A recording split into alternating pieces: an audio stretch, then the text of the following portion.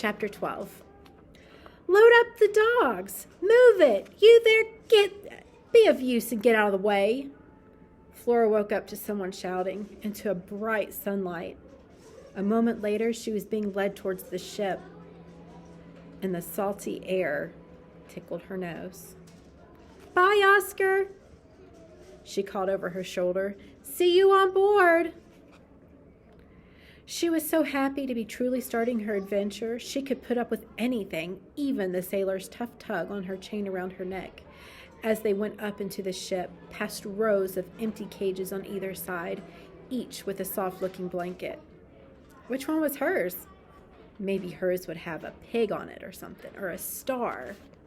She kept stopping to look and sniff, but the sailor kept yanking her forward. She hoped he wouldn't shove her into the last cage. She enjoyed company, and if she had 2 friendly neighbors, she might be able to get sled pulling tips from them. They walked past the last cage on deck. Flora tried to turn around, but there must have been a mistake.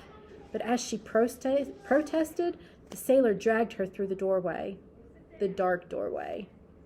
A steep staircase stretched in front of her into a gloom below. This must be the hold. Why was he taking her there? What about her soft blanket? Her cage among the members of the dog team?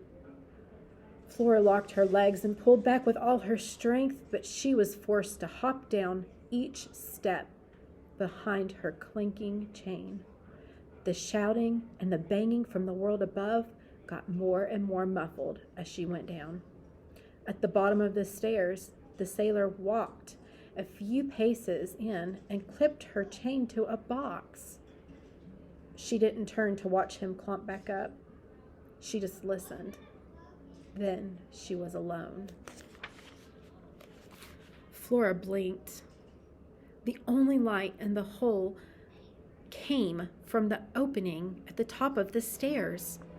Her chain clinked and her thoughts whirled as she looked for a blanket. There wasn't one.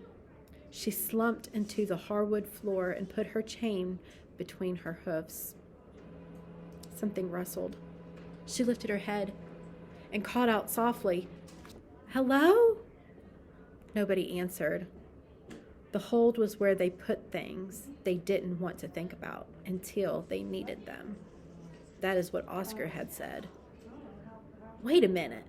She wasn't a box of tools or a barrel of cheese. How long would it take for them to realize she had been chained below by mistake? Oscar and the other sled dogs were up in the fresh air, so why wasn't she? She laid her head back down and tried to imagine what advice Luna would give her. Flora could hear her friend say, "Adventure quickly turns into trouble." Sighing, Flora tried to think more positively until a clutter distracted her. A sailor with a box in it, and his arms pounded down the wooden stairs, and behind him was another sailor and another. A long line of men darkened the doorway, each with a box or a barrel or a sack. She hopped up. She wanted to make it easy for everyone to spot her. Each time their burdens slammed into the floor, Flora jumped. The supplies were rolled or shoved or tossed into place, and then the men banged up the stairs only to return with another load. They were all business and spoke only when they needed to. "Cap says leave a path. Captain says stack 'em only too high.